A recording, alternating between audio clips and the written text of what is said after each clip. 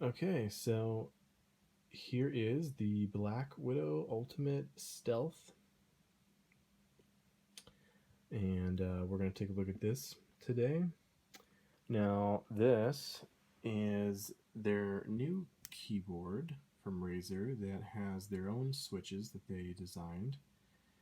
Um, these claim to be silent. I'll tell you now that they are nothing close to silent. But that doesn't really matter that much. So new mechanical switches, they've been out for a while, so it's not like brand new technology or anything like that. But we'll talk about those in a minute. So this is the box here. Nothing too crazy. This isn't going to be a really long, in-depth review. Just going to give you my overall opinion of it, kind of thing. So the main thing with these is that the activation point is a little bit less than the standard. And so I'll say that in my experience, I have barely noticed the difference, but that doesn't mean don't get this. It just means that don't fall into this marketing hype that you absolutely need to have this. I mean, maybe if you're some kind of absolute pro gamer, you spend hours and you're going to be on a team and you're going to be in the MLG, cool. But for the average person, it doesn't matter this much. It's more about, is this comfortable? Do you like it? How does it feel? Does it last a long time? Those were, I think, is important. So let's take a look here at the keyboard. So you got these side keys here that are different than like a standard. These can be programmed for different macros in the software.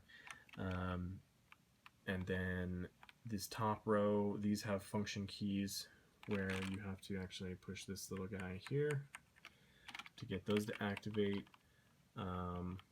Forward, backwards, gaming mode. This will adjust the lighting.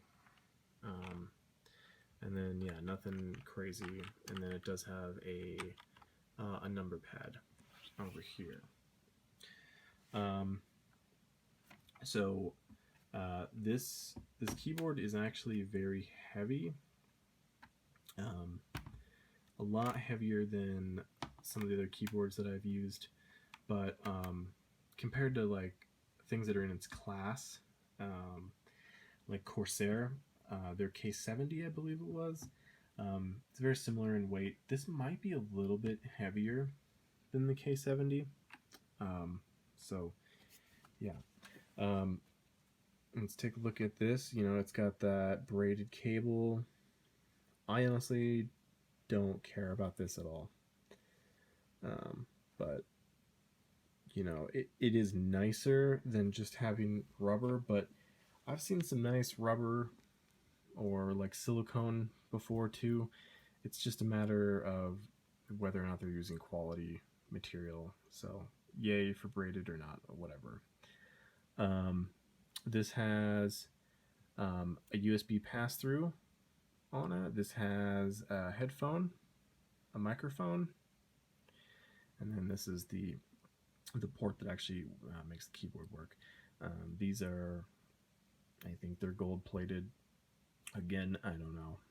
I think that barely matters, but again, it kind of speaks to like, oh, they're paying attention. They're actually making some quality products, but I mean, I think a lot of that's marketing. But so all those ports over here plug into this guy, and I do like that. It works really well. Headphones in there, so you don't have to get down to your tower. I like the USB there, so that's pretty nice. And then the other thing that I'm a pretty big fan of is it's got some pretty good, see if I can get it to focus here, but little rubber feet on there. It does have the flip out if you want some height on there. So yeah. Okay. Now, let's go ahead and light this up so you guys can take a look. So, this is not the new version, the Chroma, I believe they call it. So this is just with the green. I really like the green though. I don't particularly care too much about it needing to be different colors, so that is not something that I care about. If my next one has it, then that'll be cool, but I don't care that much about it.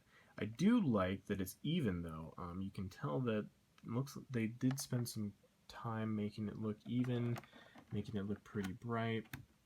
It has a nice, cool kind of green look to it.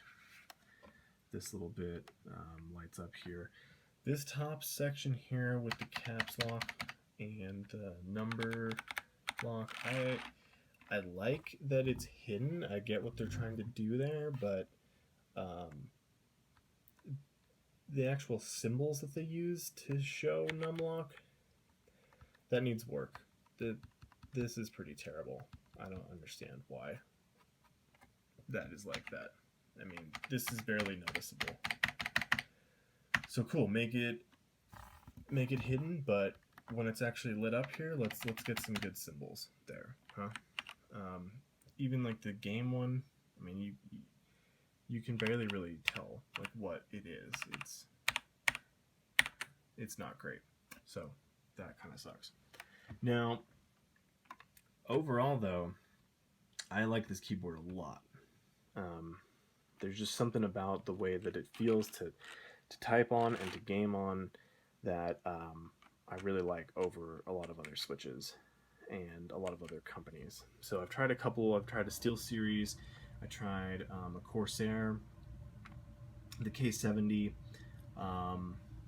What else did I have? Actually, I had another Razer, the one without the mechanical. It's got like flat keys. That one is terrible. Do not buy that one. So the things that I like about it is that I like that this has a little bit of a lip on it, but if I want, you know, I can do my own wrist rest in front of it. The ones that are like built in, I don't quite understand that because they're not very comfortable. So the K70 has one that's built into this, and it's kind of a cool idea, but I don't think that it's I didn't find it very comfortable actually. So that's just my preference. I like the weight of this. It has a really good weight. It stays in place. It just feels like, you know, it's made well. I like that this is smooth, and that's weird, I guess, maybe to say, but the K70, those guys have some weird texturing on here, and like it kind of like wears on my thumb after a while, and I do not understand why that's appealing to people, but whatever.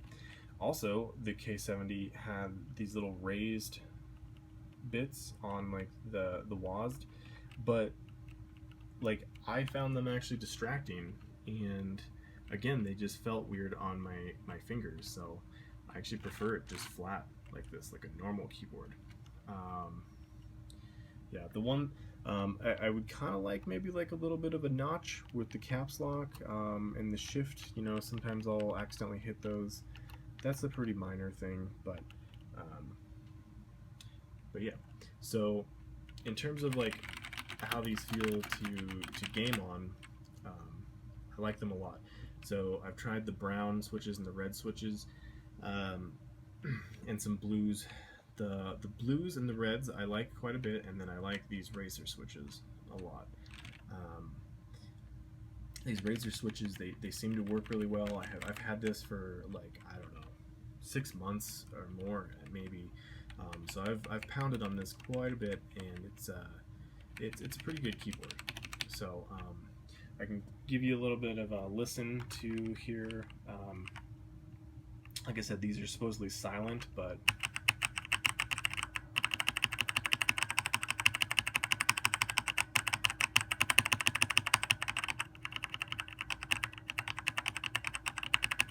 and then the key, the space bar.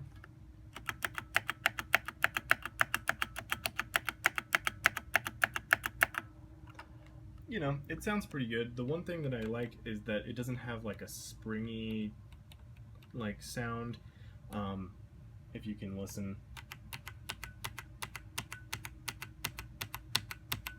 you know, that K70 that I had, it, like when you pushed, it had this weird springy sound, and I really don't like that. I think that that was the red switches maybe, so I'm not sure if that's just a thing with them, but I just don't like how that sounds. This sounds very, you know, it just sounds pretty high quality. I like it. The response time is good. Like I said, I've used it a lot. I haven't had any problems with it. I'm not really much with the macros, so I'm not going to talk about those. I'm sure, you know, I do actually like Razer software. It's intuitive and seems like it works really well. I like that it syncs to the cloud and saves all my stuff. You know, and I have a Razer mouse as well, so it's nice to just have the one bit of software that controls both of those. So overall, I really like this. I think I'm actually going to upgrade soon and get their new tournament edition, where instead of this being plastic, it's actually metal here. And I believe they have a full-size version, but I want to try out the tournament edition. But overall, this has been a really great keyboard. I would recommend Razer products, except for the flat keyboard. I'll try to look that up. It's pretty terrible, but again, this was the BlackWidow Ultimate Stealth, and it has the orange switches. They have their green switches as well, and I have not used those, so I don't know.